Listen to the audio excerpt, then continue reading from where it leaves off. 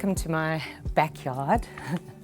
And how blessed am I that I get to swim in the ocean, and it's still like the end of summer.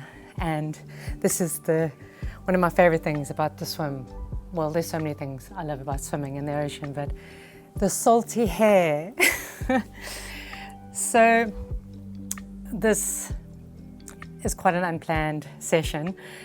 When I went for my morning beach walk and swim, I decided I had to create this and share this with you. So there are a couple of things I'd like to introduce you to. I've basically just taken, oh, look at the pretty light, points of light coming through my beautiful tree. So you can't see, but you can see the points of light. So that's what I'm sharing with you today. There's literally been, over the last week, has it been last week? Yes, the last week, the points of light, these particular points of light have come up for me. And when I was walking on the beach, I was like, oh, you have to do this thing. It was like that moment of illumination. And now I would like to spend the afternoon actually having a creative experience, sensing these points of light. So I'm going to read little bits to you just to explain the different points of light that came up for me and my interpretation. Okay, so first what happened was, that's what I wanted to show you. When I went to India in September 2023, so many different things in India are made of clay. And what really stood out for me was like even the food, you'll go to a restaurant and you'll get the biryani in clay. And then in all the little roads in all the holy cities, the street food vendors that are making the masala chai serve it to you in these beautiful clay vessels. Oh, more light. And what was so wonderful to watch is every day they make these vessels. It's like an everyday process. It's not like let's do it, let's tickle it. It's like it's part of the present moment. It's part of the process. Let's do it again. And it's not like an efficiency thing, but it is actually, because when people are finished most of the time, I mean, I brought this back from India, so pretty. Most of the time when people are finished drinking their masala tea in the streets, they just chuck these down, smash them into the gutter, and then in their raw form they go back with the water, so earth and water, and then off they flow. And then new clay for the next day, for the next vessel. So that's the first thing, okay, that came up for me. Then I was, funnily enough, actually, two of the women who I went with, my fellow Shaktas, that I went with to India, they did a podcast, and I'll actually share the link to that podcast if any of you are interested. It's a beautifully powerful, amazing podcast.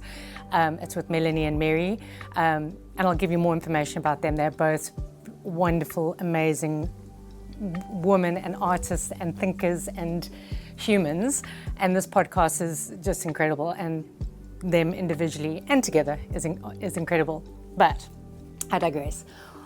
Part of the podcast was Mary, so Melanie's interviewing Mary, and it's Mary talking about how she was working with different kinds of clay, and how it was difficult to work with different kinds of clays, but then how she first started off with just normal white clay, then she was working with pink clay, then she moved on to black clay. So there was a lot of reference to clay and the process of creating art and the process of being a vessel as an artist, and clay vessel. That's what was coming up for me in terms of that. And then when I was listening, so these points of light are all like obviously woven together and sparked together. So the podcast was 2 hours, so I decided to listen to the podcast whilst I cleaned and refreshed my studio space and my altar. And cleaning, listening, and under my, on one of my altar spaces, I have this beautiful cabinet. And in there I have all my tarot cards and writings and books and a whole lot of stuff. So I was putting some of my tarot cards back that were just lying around, and then I found this plastic bag, which I literally feel like I've had it for, it could be 4 years, but let's say 3. So this is the next point. So I open it up and I'm like, I forgot about this. And this was given to me by a friend of mine who's a potter. She's amazing. I'll also include her link. She creates belly bowls. So she creates the most beautiful ceramic art, and it's not just ceramic. I mean, she does raku, she does a whole lot of different glazes and techniques and firing. But we went to dinner with her and her husband about 3 years ago, and she was talking about what she was doing, crafting, and then the firing process. And I said to her, I've always had this fantasy of being a potter, or just, doing pottery, or just creating sculpture. I love that feeling, that what I feel like the feeling is of mud and water, and it's just so soothing, and just I'd love to be able to do that. Like, I'd love that to be a pastime. So in true Emma style, she was like, here's some clay. So she gave me some of her clay and wrapped it in plastic and explained to me how it needs to be kept alive, basically, with rubbing it with water. And she was like, when you're ready, create something, and just keep it moist with water, which I do every time I remember that it's there. Anyway, so here comes this clay reference again, and I was like, okay, that's just mad. So I took it, wet it, and then put it back in the altar space and in my cabinet. Then at night, what happens is, my ritual is I puppy paw with my 3 dogs, and I watch something on my tablet on the television. And I was watching Sleepy Hollow. And in this particular episode, clay kept coming up in terms of how it was required. It was part of something to do with a hex or a demon, or I don't know, something to do with saving the world. And as that reference to clay came up in the Sleepy Hollow, I was literally like, no, seriously, if I get another clay reference in the next 5 minutes, I cannot. I have to, right now, I need to stop everything. I need to focus on clay, because that is what's coming through. Okay, so let me just, don't break that bowl. Okay, so some of the things that came up. So when I looked up the symbolism of clay, okay, so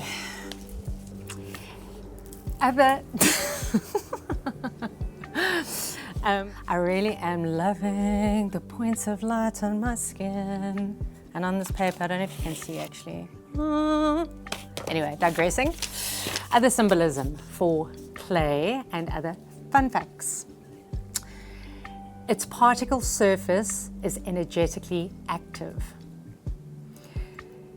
It represents renewal, reincarnation, rebirth, infinite possibilities, and the capacity to start all over again. It can be infinitely recycled in its raw state. It also represents transformation. The arrangement of the individual clay particles, together with the arrangement of the pore water content, is what affects the clay. And clay is made up of unique crystal structures and is prone to cracking. And that then took me on to another quote that came up, which is a quote, I think it's from the Bible actually, which is to be the clay in the hands of the potter. And that got me thinking, because personally what I've been experiencing a lot at the moment has been around contemplating life and its beauty and its wisdom as part of me, as there being no separation. So when I read the quote, to be the clay in the hands of the potter with a capital P, it really speaks to that process of how life is shaping you, how spirit, or whatever name you have for God, whether it's divine feminine or whatever your relationship is, that shaping, that molding, and also that care and the creativity in that whole process. But then it also got me reflecting on me as the potter, that co-creation process, that I might not be God, but I'm godly as this vessel and also as a creator. And here I am also creating. I'm also the hands of the potter.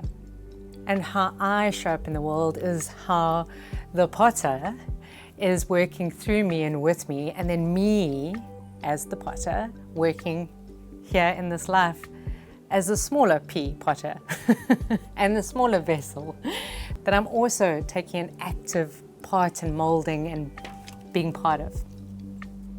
And then that, for my own personal meaning making and what I'm playing with and what's coming up for me right now, is the trusting of the process. The fact that every moment you can be reborn, that you are, it is versatile, that you are a vessel, that, rebirth, creativity, all of those things.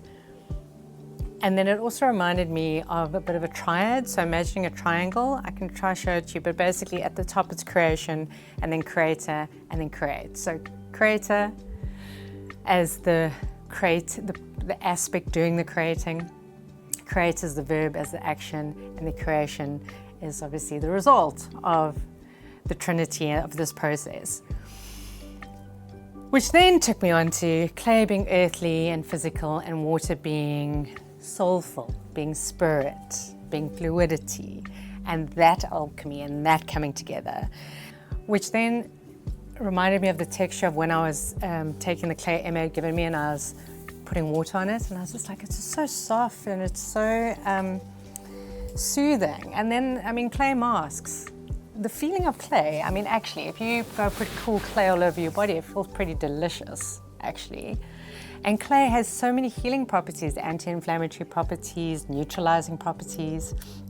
It's seen as a wound healer, which then connected back to Chiron, and Chiron's very active right now, but even Chiron as the archetype, if you're not into astrology, Chiron as the wounded healer archetype. For me personally, there's been a lot going on in terms of wounding coming up for me, a lot of crying, a lot of emotion, which took me back to fluidity and the liquid of the vessel, and then this alchemy taking place.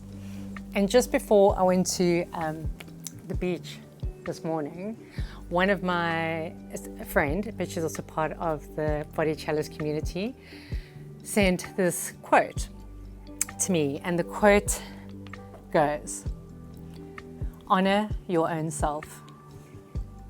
Meditate on your own self. Worship your own self. Kneel to your own self. Understand your own self.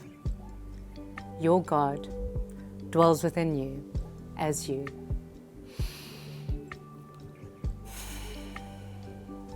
And I'll share that quote in the post copy, because self is spelled with a capital S. So again, for me, it's self with a capital S and self with a small s, potter with a capital P, potter with a small p, God, godly, water, earth, creativity, vessel, hands, action of doing, creation, and then the process and the outcome, but the outcome being something that could be continually changed, continually recreated, continually evolving and morphing.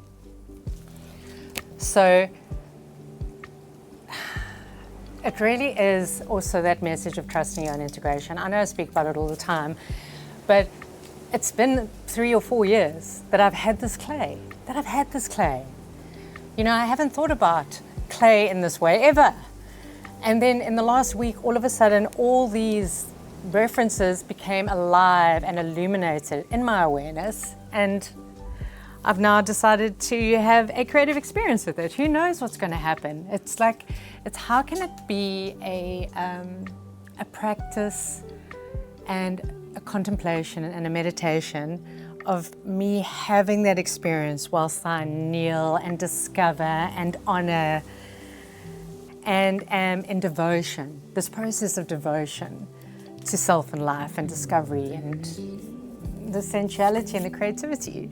So this is again the trusting of the timing. Today's the day. Today is the day I'm going to go get that clay and I'm going to create a vessel. I had ideas about wanting to create a goddess-like figure that I was going to put out in my garden, but right now it's a vessel, because the idea of this clay as a vessel, what it symbolizes, and also the fact that it can, in its raw state, be reused. That's what I want to infuse and experience, to just be in communion and be in process. And who knows, it might have cracks, it might I have no idea what it's going to look like, or actually what I'm going to create. So I said a vessel, but who knows, maybe it won't be. But I'm looking forward to just the process, the creative process, and it's not about the outcome, it just is the process of being with. And if it cracks, if it's not perfect, well, that's great, because as cheesy as that saying is about the cracks are where the light gets in, it really is true, because this actually has a couple of cracks in it. I don't think you can actually see. But with those cracks, if the jar was perfect, it would be quite dim inside. So as cheesy as it sounds, cracks are cool. And now I'm going to go get myself my clay.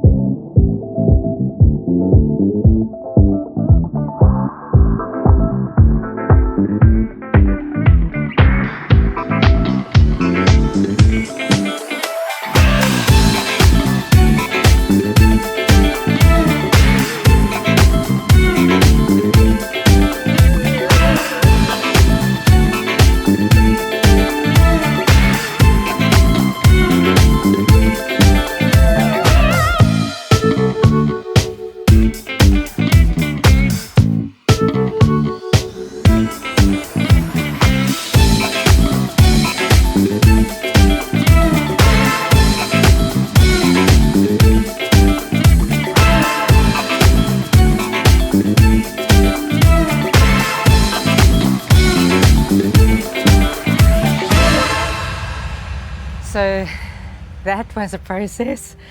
It's like 3 hours later. Yeah, I've never ever done pottery, ever. I have no idea, as you will see in the time lapse, I have no idea what utensils to use or surfaces. It was so messy but so fun.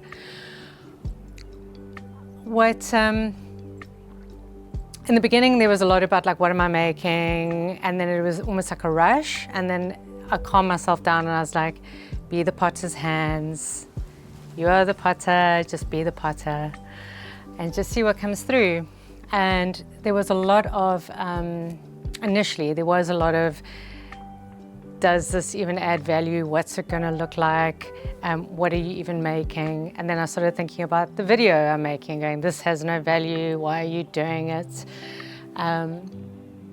So then I noticed that, and then I moved into just saying, just be, like, be the clay, like be what you're making, and you know, like be that.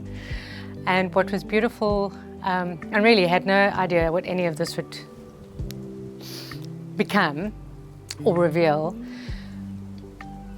So what came up for me was, I mentioned that I've had a bit of a week. I know there's a lot of people with a lot more suffering, a lot more hardship than me, but I'm talking about me and my process right now.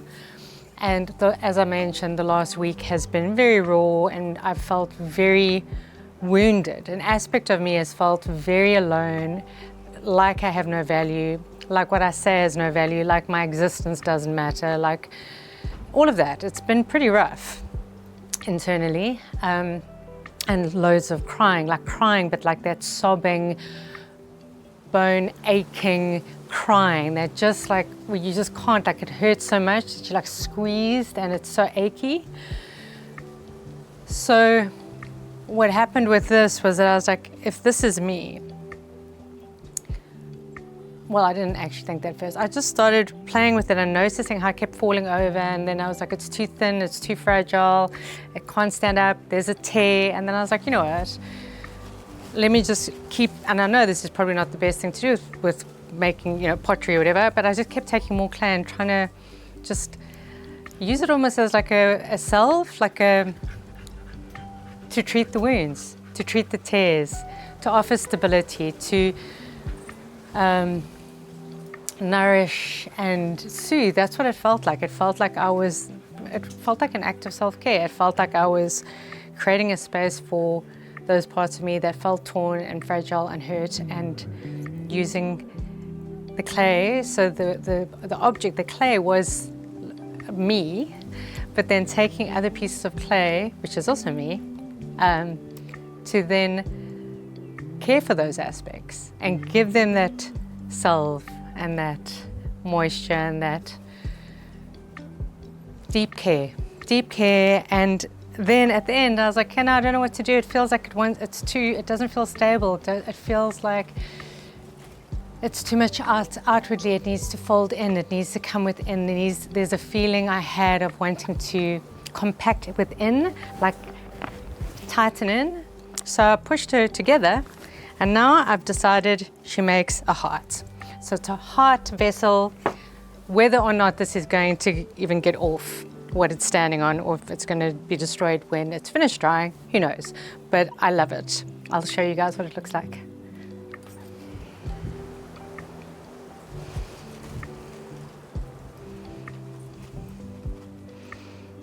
Not sure if you can see.